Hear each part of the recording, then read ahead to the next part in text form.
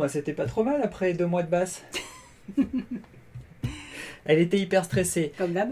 Alors, bienvenue, amis bassistes débutants. Donc voilà, ça fait 2 mois que Sandrine a démarré la basse et on va regarder sa progression. Donc, t'as pas joué plus que 10 minutes par jour en moyenne, hein, voilà. Il faut savoir qu'elle veut jouer juste en se faisant plaisir de temps en temps, donc elle joue 10 minutes, pas plus. Moi, j'ai pas de problème à partir du moment où elle n'est pas dégoûtée de jouer, où ça devient pas une contrainte. D'ailleurs, on va en parler, ce qui va justement poser des limites. Alors, parle-nous un petit peu de ta progression, comment tu as joué, comment tu sens la basse au bout de 2 mois, est-ce que tu as un peu plus de sensations, est-ce que tu arrives à... Qu'est-ce qui te bloque, qu'est-ce que tu peux te dire? Oui, j'ai plus de fluidité au niveau des doigts. Ça, c'est clair, je l'ai ressenti. Du coup, j'arrive à mieux tenir, à faire plus de tournes. Ça, c'est sympa, c'est cool. Et puis, donc, il y a 3-4 semaines, Daniel m'a proposé de changer de morceau et j'étais en demande, donc ça tombait bien. Et donc, on a attaqué un morceau piqué, hein, c'est comme ça qu'on dit, Stand By Me. Et j'ai tout de suite accroché parce que contrairement au premier YouTube, où il y avait quand même une gymnastique des doigts de la main droite qui n'était pas évidente, là, pour le coup, je sentais davantage mon morceau. J'avais pas besoin d'être calé, de compter, enfin d'être calé si, mais pas de compter en fait dans ma tête. Et c'est pour ça que j'ai beaucoup aimé dans ce morceau. Et du coup, je l'ai vraiment joué avec beaucoup d'intérêt et d'envie. Et évidemment, sans suivre les conseils de mon prof, donc sans faire d'exercice de doigts avec la main droite, etc. Il a essayé 2-3 fois, mais j'ai pas tenu. Et je lui dis, tu me saoules en fait, j'ai envie de jouer mon morceau et je progressais comme ça petit à petit. Donc heureusement qu'il était là, bien sûr, pour me... Moi, j'ai pas de tablature ou quoi que ce soit. Hein. Heureusement qu'il est là pour me positionner les doigts et me dire là, ça va pas.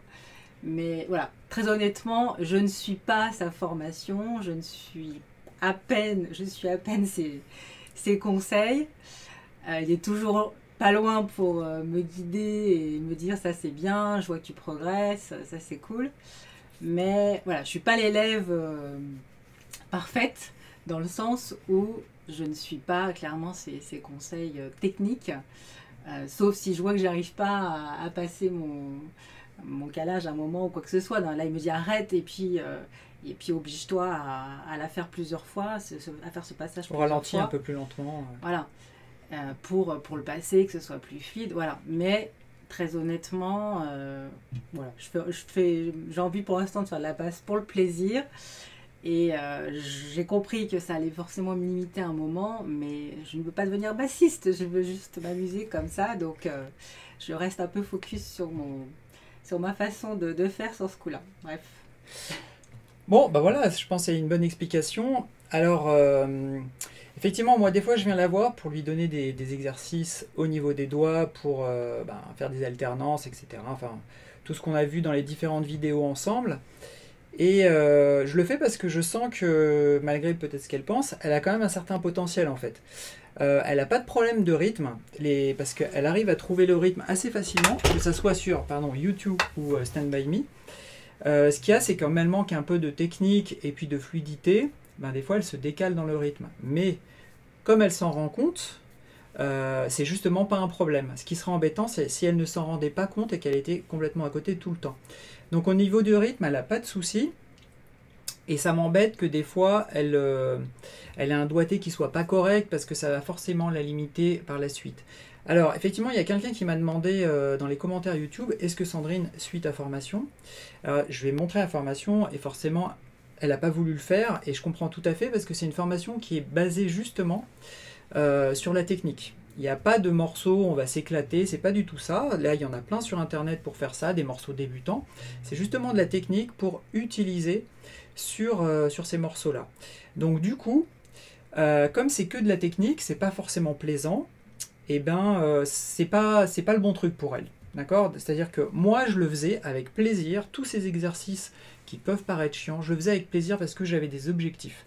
Et je savais que forcément, il fallait que je passe par là. Je veux dire, on ne peut pas passer autrement. D'ailleurs, on va en parler par rapport à la technique qu'elle est en train de mettre en place et qui va être de plus en plus bancale pour la suite si elle veut progresser. De toute façon, elle va y venir, c'est obligatoire. À un moment, elle va se dire, bon, si je veux passer ça, il va falloir que je le fasse. Sinon, elle continuera à faire ça, il n'y a pas de souci, hein, elle peut très bien le faire comme ça. Mais si elle veut vraiment progresser, il y a un moment, on est obligé de faire ces exercices. Alors donc, j'avais d'ailleurs vu dans différents autres tutos YouTube, d'autres mecs en fait, que les déliateurs c'était chiant, qu'il y avait d'autres façons de travailler justement tout ce qui est déliateur, mais par exemple avec des gammes, des modes. Pour ma part, rien de ce que je fais à la basse n'est chiant en fait. Hein. Même si je dois faire des trucs, excuse-moi, comme ça, et que je dois faire ça pendant sur tout le manche. Alors effectivement, au niveau sonorité et tout, c'est chiant, mais moi, ce genre de truc, c'est pas chiant du tout. J'adore faire ça, en fait. J'adore faire ça parce que, quand on part de zéro sur ce genre de truc, on voit une progression. On voit une progression, et moi, ça me plaît. Donc, j'ai pas besoin forcément d'avoir un truc musical. Que ça soit des trucs qui peuvent paraître chiants, ça me plaît. Que ça soit de la musique, ça me plaît. Tout ce que je fais avec la basse, du moment que je progresse, moi, ça me plaît. Mais c'est très personnel, d'accord? Donc, c'est en fonction de vos objectifs. Si vos objectifs, c'est vraiment de faire de la basse et de progresser en faisant et faire des morceaux, vous pouvez pas passer outre ce genre d'exercice, d'accord? Mais bon, voilà, je sais que de toute façon, si elle continue à un moment, ça va venir d'elle-même. Hein. C'est comme le solfège, ceux qui ne veulent pas faire de solfège, ils commencent à faire de la basse, et puis à un moment, on y vient, parce qu'on a envie de comprendre comment ça marche, et puis petit à petit, voilà, là, ça va être la même chose pour elle, elle va bien voir qu'elle va avoir des limites, surtout que là, les deux morceaux qu'on a fait pour l'instant, on est sur les deux premières cordes visuelles, c'est-à-dire la corde de Mi et la corde de La, et du coup, elle n'a pas de mouvement de pouce pour descendre, pour faire des blocages de cordes. Donc là, on va le faire bientôt sur un nouveau morceau. Et pour le coup, là, elle va devoir un petit peu descendre. Et là, elle va bien voir que elle ne peut pas continuer comme ça parce que ça va être bloquant. Sur le morceau Stand By Me, je ne sais pas vraiment pourquoi, comme elle fait du piqué, elle n'utilise que le majeur. D'accord ? Elle tire qu'avec un doigt, que le majeur tout le long comme ça. Alors, en soi, c'est pas vraiment un problème. Hein. Je veux dire, si ça sonne, on peut jouer avec un seul doigt. Hein. D'ailleurs, James Jamerson a fait des lignes de basse de la Motown. Voilà. Tout avec l'index. C'est un mec qui jouait qu'avec l'index. On peut pas dire qu'il ne savait pas jouer à la basse. Mais je pense que quand on joue au doigt, pouvoir jouer avec les deux doigts en même temps... Je sais plus la raison. Hein. Je me demande s'il n'avait pas un problème physique. Je sais pas. Je me rappelle plus la raison. Mais quand on a deux doigts normaux, là, on peut vraiment enchaîner. Ça aide énormément, hein, franchement, pour faire des doubles croches, etc. Ça aide énormément d'avoir cette technique-là. Il y en a d'autres techniques, mais pour la technique au doigt classique... Moi, en tant que débutante, en fait, ça m'a permis de me concentrer vraiment sur ma main gauche et du coup, de jouer de la main droite, du majeur, du coup, sans réfléchir. Enfin, j'étais sur la deuxième corde, donc je mettais mon majeur sur la deuxième corde et inversement avec la première. Donc...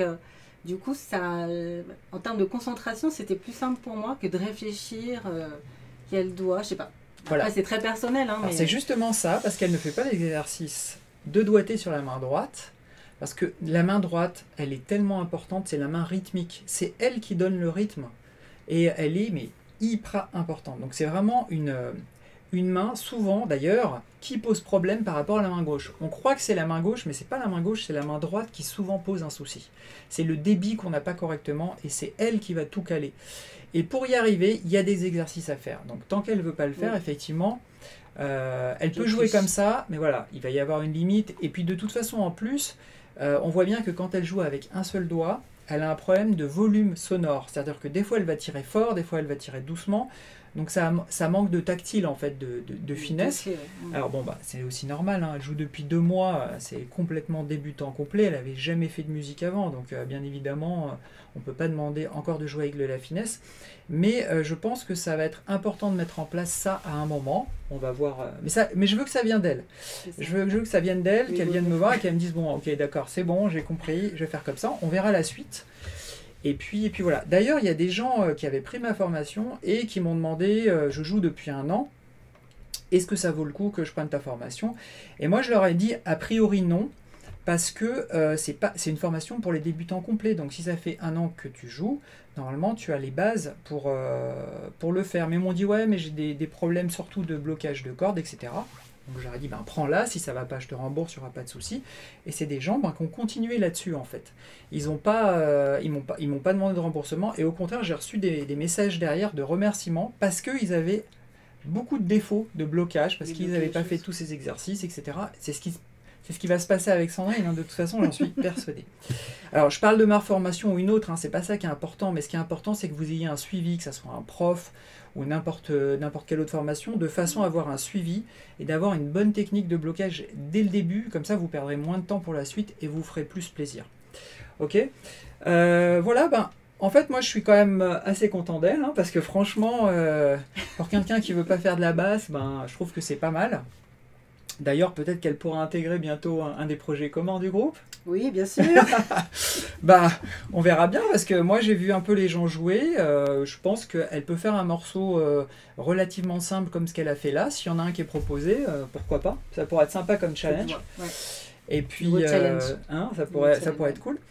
Et puis voilà. Alors voilà, je voulais voir ce que ça donnait. Je voulais vous montrer ce que ça donnait une débutante complet au bout de 2 mois, qui joue régulièrement. Par contre, elle joue pratiquement tous les jours. Oui, c'est même des fois juste, on va dire 5 minutes à peine, mais je m'oblige, mais enfin, personnellement, le week-end peut-être un petit peu plus que 10 minutes, mais en semaine, c'est pas toujours évident. Donc, voilà. Ce qui est important, c'est la régularité. Hein, vous pouvez voir, si vous jouez 1 heure par semaine, par exemple le dimanche, vous n'aurez pas ce niveau-là au bout de 2 mois si vous partez de zéro, parce que même si vous jouez 1 heure, hein, parce que ce qui est important, c'est de stimuler le cerveau, le tactile, tous les jours un petit peu, même si c'est quelques minutes, c'est pas grave, c'est toujours ça de prix.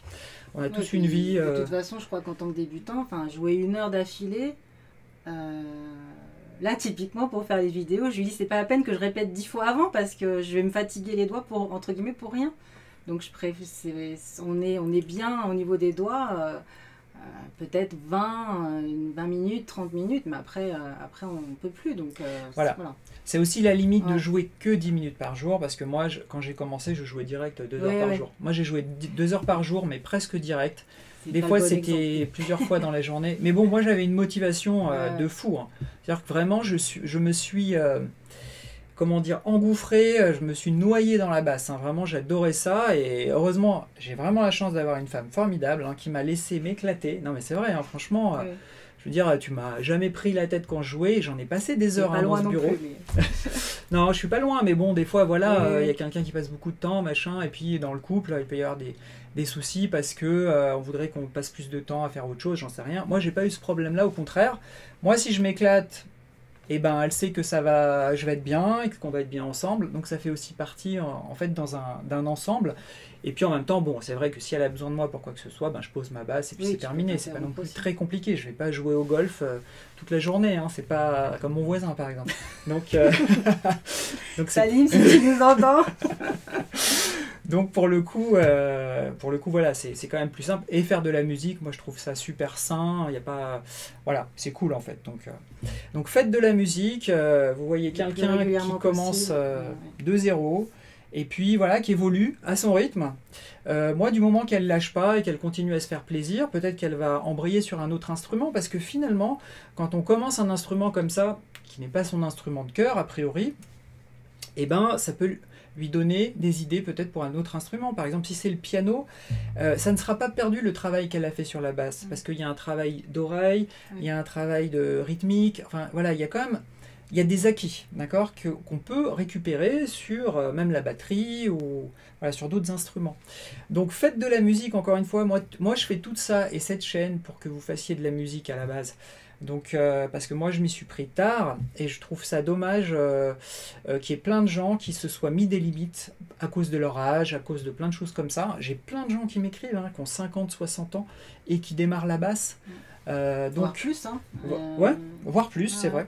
Donc voilà, faites de la musique, amusez-vous bien, parce que on en écoute tellement de la musique, c'est tellement sympa de pouvoir jouer sur des morceaux qu'on aime. Franchement, on prend énormément de plaisir. Et puis chacun son rythme. Voilà, elle a décidé de jouer 10 minutes par jour en se faisant uniquement plaisir, en mettant tout ce qui est solfège, etc. de côté, technique, elle s'en fout. Bah, c'est très bien comme ça. Pour l'instant, si c'est son truc, il n'y a aucun souci avec ça. Plus tard, quand elle aura besoin de plus, on ira plus loin et puis on verra. Voilà, c'est tout. Voilà les amis, ben écoutez, on voulait vous montrer cette progression. J'espère que ça vous a plu. Je sais qu'on est quand même pas mal suivi, vu le nombre de commentaires, vu le nombre de vues sur ces vidéos. Et j'espère que ça vous motivera.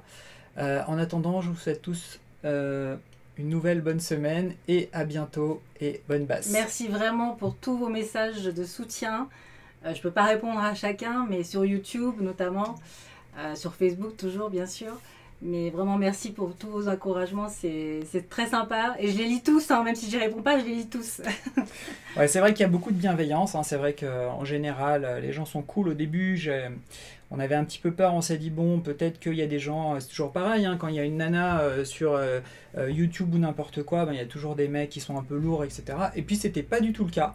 Au contraire, la très très grande majorité des gens et des commentaires sont super positifs, et puis on a été agréablement surpris. Le but, hein, c'est pas de montrer quelqu'un qui joue super bien de la basse, mais au contraire, c'est quelqu'un qui joue comme beaucoup d'entre vous, qui débute et qui galère, et montrer justement cette progression. Donc voilà les amis, à bientôt, et je ne sais pas quand, je ne sais pas quand pour la prochaine fois. À suivre. À suivre, voilà. Et bonne basse les amis, bye. À bientôt.